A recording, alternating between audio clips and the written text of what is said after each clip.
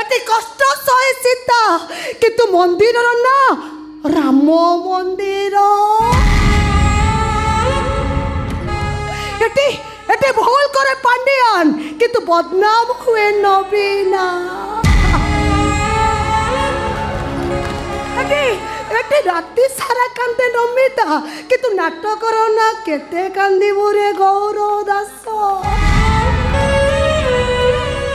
এটি ভুল করে জমি ଭଲ କରି ଦେ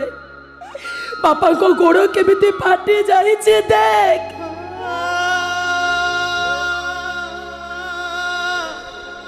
ଆହୁରି ଦେଖ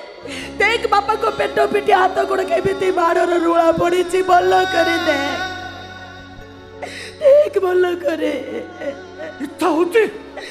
ଉଡ଼ି ଯାଆନ୍ତି ତା ଘରେ ପଶି ତା ଛାତିକି ଚିରି ଦିଅନ୍ତି ଦାନ୍ତ ଲଗାକି ତା କଲିଜାକୁ ଟାଣି ଆଣନ୍ତି ସୀତା ମୋ ସାଙ୍ଗରେ ଏମିତି କଥା କିଏ କରିଛି ଆଉ କ'ଣ ପାଇଁ କରିଛି କେଉ ଏମିତି ସାହସ କରିବ ସେଇ ମନ୍ଦିର ମେଘା ମୈତ୍ର ତା ଲୋକମାନେ ହେ ଭଗବାନ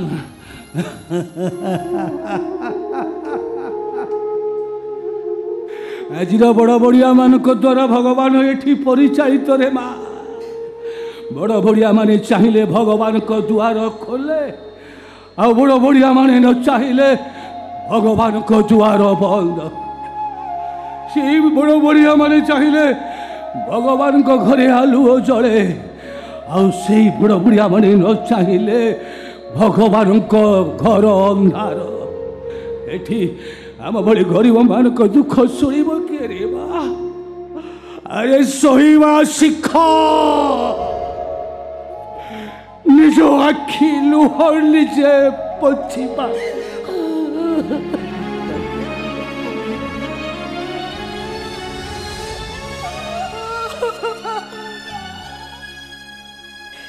ए छातीटा जदि इस्पात रे तैयारी होता तो मु सब किसी सही जाता मोर आखि आगे मो बापा को से मैंने केते मारिले के पिठा गोइठा मारुताए तो के बेल्ट रे मारुताए मते विश्वास करो मते से माने जते बळे मो बापा को मारुतले मते जेमिते लागुतला से माने मो बापा को नुहो जेमिति मु मो बापा को मारुचे निश्चित नाई तो नुहो बिना कारण मो बापा को जेते शास्ति देइछि से अपराध के मुझे में छाड़ीबिनी मु ताको केमिति शास्ति देबी तू हेबे निचो आखिरे देखिबो सीता हेबे मुहूर्त रे निचो आखिरे तू देखिबो सकर तुम बेल्ट मते दियो सकर मु जा कहते सही कर तुम बेल्ट मते दियो सकर बेल्ट मते दियो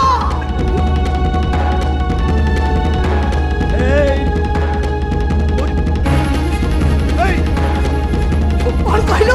मो बापा को से माने विधा कोइटा मार चलते बेल्ट के पिटे पिटे लाहू लाल कर दे चलते ए सीता बिना कारण मो बापा को जेते शास्ति देइछि मु ताको केमिते शास्ति दउचे तू देख सीता देख ए घोड़ी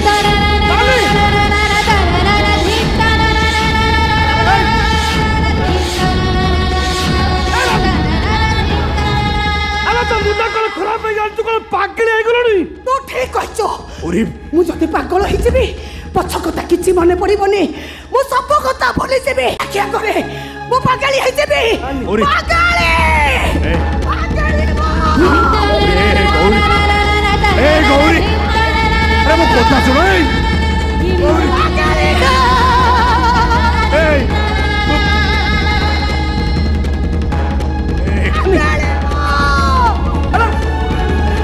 ए गौरी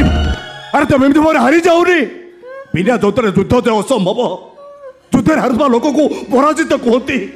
आ मनरू हारुवा लोक को सब कहती सब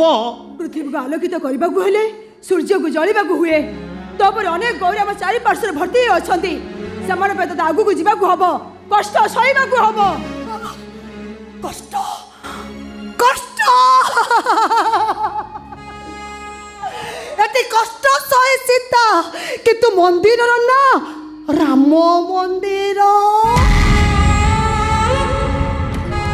एते एते भूल करे पांडियान किंतु बदनाम हुए नबीना एते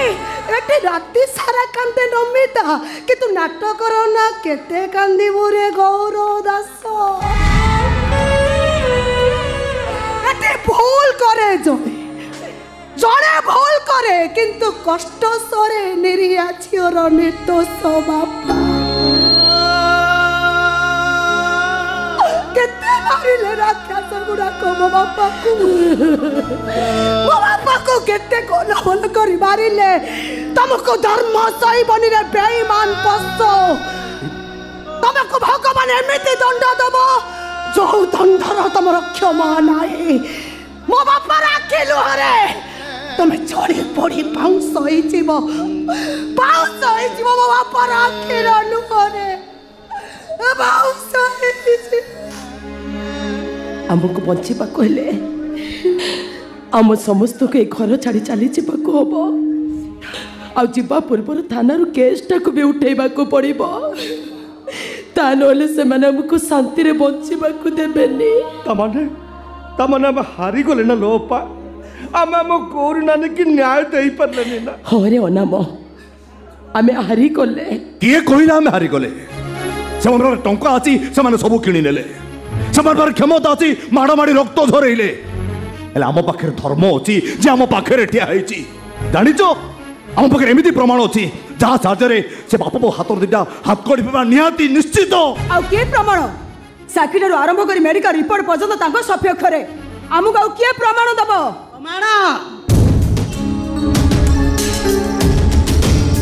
ପ୍ରମାଣ ଦବ ଗୌରୀ ଗର୍ଭରେ ଥିବା ବିକ୍ରମର ସନ୍ତାନ କଣ କହିଲେ ମ୍ୟାଡାମ କଣ କହିଲେ ଆପଣ ମୋ ଗୌରୀ ଗର୍ଭରେ ବିକ୍ରମର ସନ୍ତାନ ସେ ମନ୍ତ୍ରୀ ବାପାଟା ଆଉ କେବେ ବି ଆଇନ ହାତରୁ ଖସି ଯାଇ ପାରିବନି କିନ୍ତୁ ମ୍ୟାଡାମ একথা যদি ସେମାନେ ଜାଣିବାକୁ ପାଆନ୍ତି ତାହେଲେ ସେ ଯେତିକି ଭୟଙ୍କର ଅଛନ୍ତି ଆହୁରି ଭୟଙ୍କର ହେଇଯିବେ ଏମିତିକି ନିଜକୁ ବଞ୍ଚେଇବା ପାଇଁ ସେମାନେ ମୋ ଗୌରୀଟାକୁ ମାରିଦେବେ ଏ ଦାୟିତ୍ୱ ହେଉଛି ମୋର ମୋ ବୋହୂ ଉପରେ କେହି ନଜର ପକାଇବାକୁ ସାହସ କରିବେନି ଏଇଟା ତମମାନଙ୍କ ପାଖରେ ଏ ରୂପସୁ ମହାନ୍ତିର ଭୀଷ୍ମ ପ୍ରତିଜ୍ଞା ହଁ ସୀତା କଥାଟା ମାମା ଜାଣିଲା ପରେ ମାମାଙ୍କର ଏକାଚିତ ଗୌରୀକୁ ଆମ ଘରକୁ ନେଇଯିବେ ନେଇଯିବି ନୁହେଁ ମୁଁ ମୋ ବୋହୂକୁ ଆଜିରେ ମୋ ଘରକୁ ନେଇଯିବି ହଁ ଗୌରୀ ଏଠି ରହିଲେ ସିଏ ଖାଲି ବିପଦ ରହିବନି ତମେ ମାନେ ସମସ୍ତେ ବିପଦ ରହିବ ଗୌରୀ ଶଙ୍କର ପାଖରେ ନିରାପଦ ରହିବ ତମେ ମାନେ ସମସ୍ତେ ଥିଲା ତଥାପି ତମେ ମାନେ ଯେତିକି କରିଛ ତମକୁ ଧନ୍ୟବାଦ ଦବା କଥା ଏଣିକି ସେ ମନ୍ତ୍ରୀ ଆଉ ତା ଶୈତାନ ପୁଅ ସହିତ ଲଢ଼ିବ ଏ ମହିଳା ସଂଘ ସଭାପତି ରୂପସୀ ମହାନ୍ତି ଦରକାର ପଡ଼ିଲେ ସାରା ଓଡ଼ିଶାର ନାରୀ ଆମ ପାଇଁ ରାଜରାସ୍ତାକୁ ଓହ୍ଲେଇ ଅଛି ଦେଖିବି ସେମାନଙ୍କୁ କିଏ ସେ ବଞ୍ଚେଇବ କୋଉ ନେତା ନା କୋଉ ମନ୍ତ୍ରୀ এই শঙ্কর মামা ଆଉ ଡେରି କରୁଛୁ କାହିଁକି ମୋ ବୋଉ ଗାଡ଼ି ବାହାରେ ଠିଆ ହେଇଛି ତା ବୋଲି ତମେ ମୋ ନାନୀକି ଏମିତି କେମିତି ନେଇଯିବ କଥାଟା କ'ଣ ସୁନ୍ଦର ଦିଶିବ ସେମିତି ନେଇଯିବି କେମିତି ବାପ ଘରୁ ଝିଅ ଶାଶୁ ଘରକୁ ଯେମିତି ଯାଏ ଗୌରୀ ମୋ ଘରକୁ ଠିକ୍ ସେମିତି ଯିବ ମୋ ବୋହୂ ଏଇ ଯିବ ବୋଉ କେମିତି ହବ ବାହା ନ ହେଇକି କେହି କ'ଣ ବୋଉ ହୁଏ ହବ ଏଇଠି ବାହାଘର ହବ ତମ ଅପା କନିଆ ସାଜିବ ଶଙ୍ଖା ସିନ୍ଦୁର ପିନ୍ଧିବ